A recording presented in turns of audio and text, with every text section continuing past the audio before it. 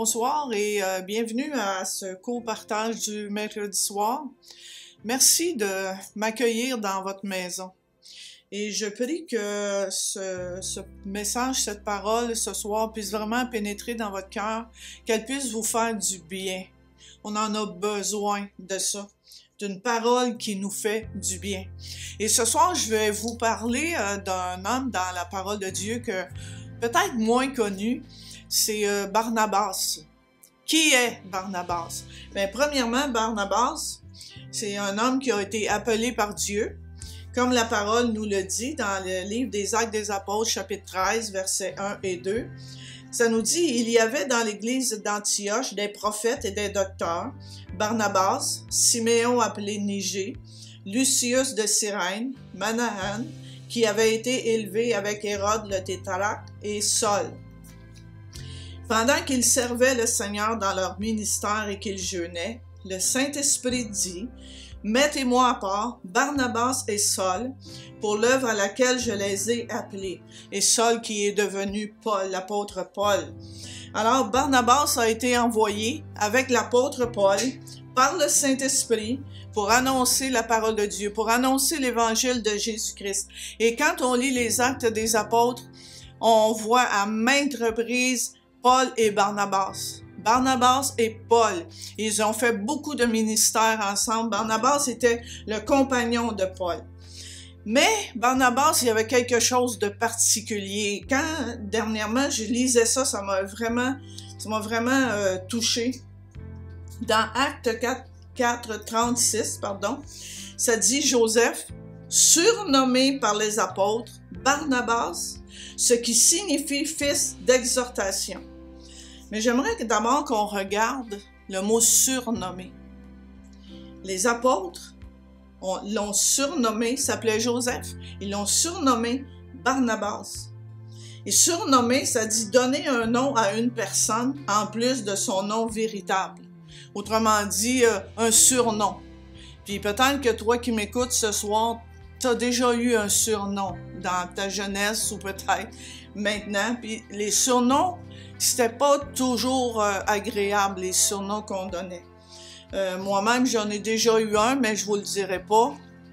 C'est pas qu'il était mauvais, c'est juste que je veux pas nécessairement le réentendre, alors je prendrai pas de chance de vous le dire. Alors, surnommer, la définition aussi, c'est ajouter un qualificatif à son nom dans le but de marquer un trait de caractère qui lui est propre ou toute autre particularité. Alors, les apôtres avaient vu dans la personne de Joseph, Barnabas, un trait de caractère qui lui était propre. C'est comme ça dit, Joseph surnommé par les apôtres Barnabas, ce qui signifie fils d'exhortation, fils de consolation, fils d'encouragement, de réconfort et de rafraîchissement. Wow, c'est merveilleux! Comment les apôtres voyaient cet homme-là. Et dans d'autres versions, ça dit les apôtres le surnommaient l'homme qui encourage, celui qui console et encourage. Nous avons tous besoin de consolation. Nous avons tous besoin de réconfort. On est constamment bombardés de mauvaises nouvelles autour de nous, en plus de nos situations personnelles que nous vivons. Alors, quand il est question de consolation, mais la première chose à faire, le premier pas à faire, c'est d'aller vers celui qui peut nous donner la consolation. Dans 2 Corinthiens, 1er chapitre, versets 3 et 4, ça nous dit « Béni soit Dieu, le Père de notre Seigneur Jésus-Christ, le Père des miséricordes et le Dieu de toute consolation, qui nous console dans toutes nos afflictions, afin que, par la consolation dont nous sommes l'objet de la part de Dieu, nous puissions consoler ceux qui se trouvent dans quelque affliction. Dieu qui nous réconforte dans toutes nos détresses. Dieu qui nous donne du courage dans toutes nos souffrances. Alors, c'est la première place où aller quand on a besoin d'être consolé, quand on a besoin d'être encouragé, quand on a besoin d'être réconforté, c'est d'aller à Dieu, d'aller dans la présence de Dieu. Et dans sa présence, Dieu nous console, Dieu nous réconforte, Dieu nous apaise, Dieu nous fait du bien et fait du bien à notre âme. Mais ça s'arrête pas là.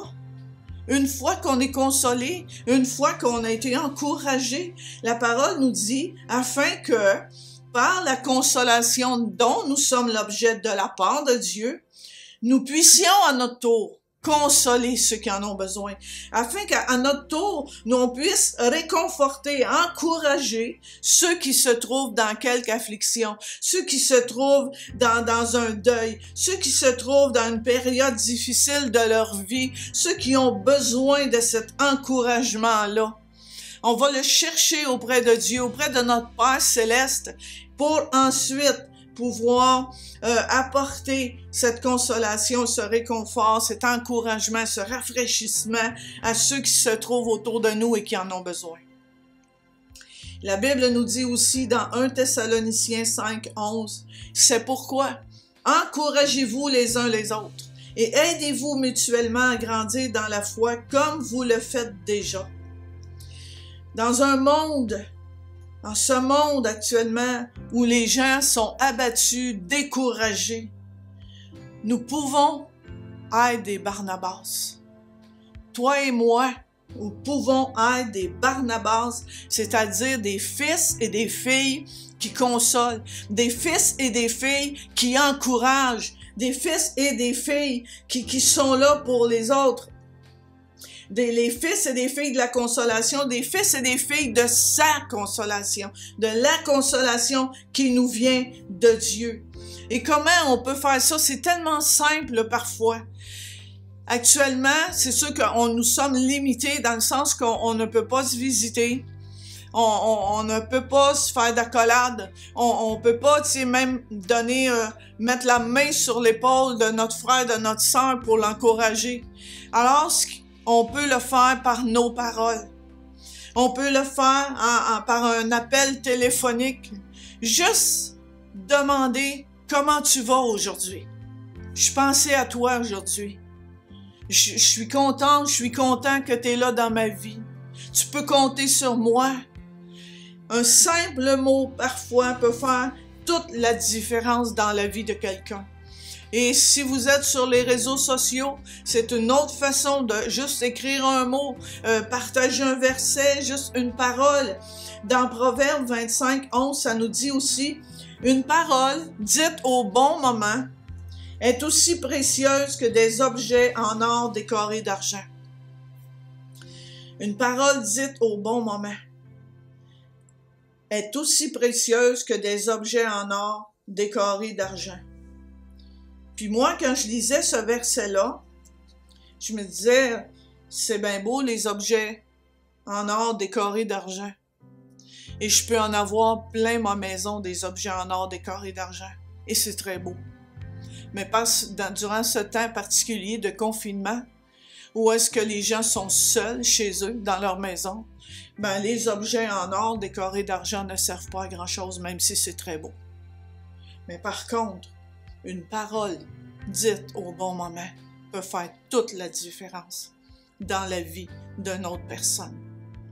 Alors, ce soir, j'aimerais qu'on s'encourage ensemble, qu'on se donne peut-être ce défi-là, d'être vigilant, d'être alerte et d'être juste sensible par rapport aux gens avec qui on vit, par rapport aux gens qui sont autour de nous, par rapport aux gens de notre famille. Moi, j'ai dans ma famille plusieurs personnes âgées. J'ai des oncles, des tantes qui sont dans différentes résidences à Saint-Hyacinthe, qui sont confinés depuis des semaines et qui vont l'être encore des semaines dans leur chambre. Alors, un appel téléphonique, ça fait tellement une différence dans leur vie. Alors, je vous encourage, je nous encourage à relever ce défi-là pendant les jours qui vont venir.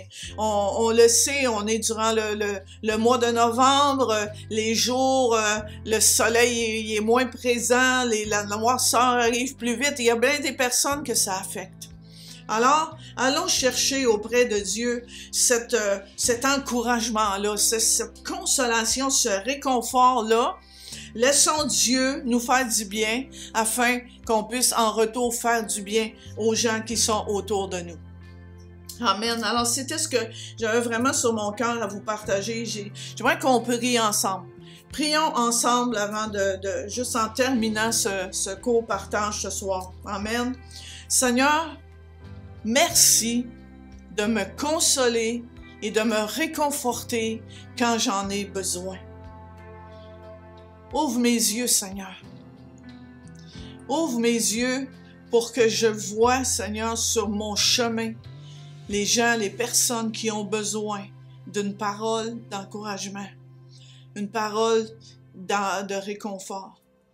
Ceux et celles qui ont besoin d'être consolés parce qu'ils vivent des moments difficiles.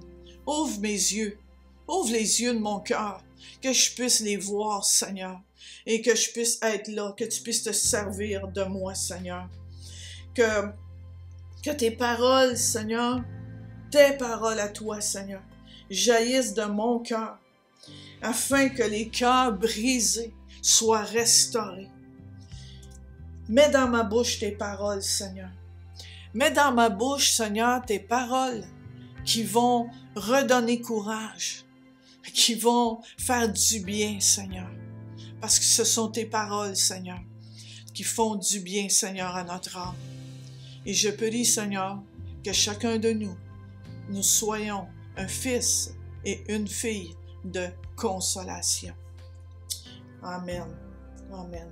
Et on va terminer avec un chant, un très beau chant. Il a sa main sur mon épaule. Écoutons les paroles de ce chant-là et réalisons comment notre Dieu est bon, comment il est présent. Et que même si en ce moment, nous, on ne peut pas mettre la main sur l'épaule de quelqu'un, Dieu, notre Dieu, a sa main sur notre épaule. Amen.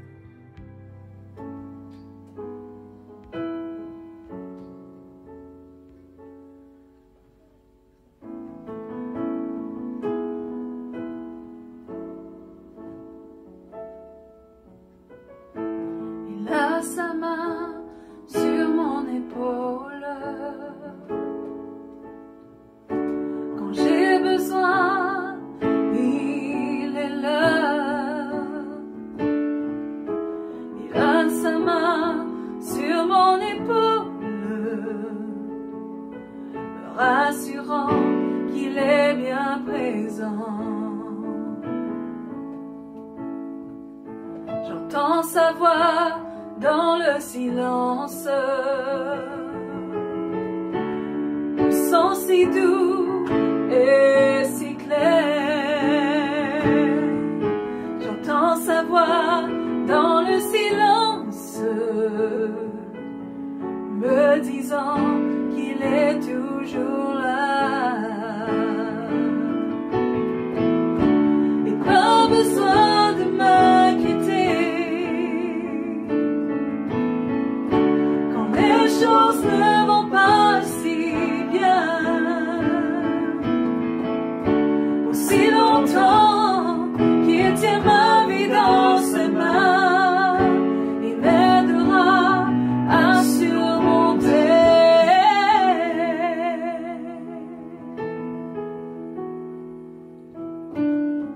Il est la lumière dans ma vie,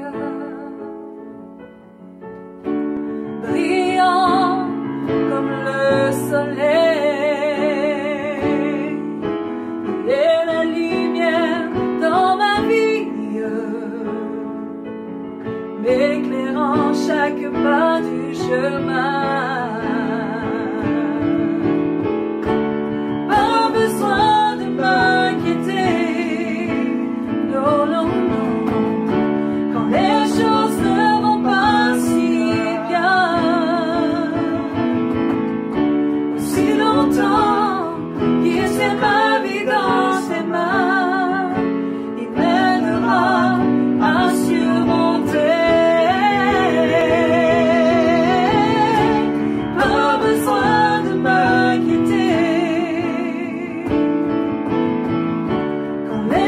choses ne vont pas si bien. Aussi longtemps qu'il tient ma vie dans ses mains et m'aidera à surmonter.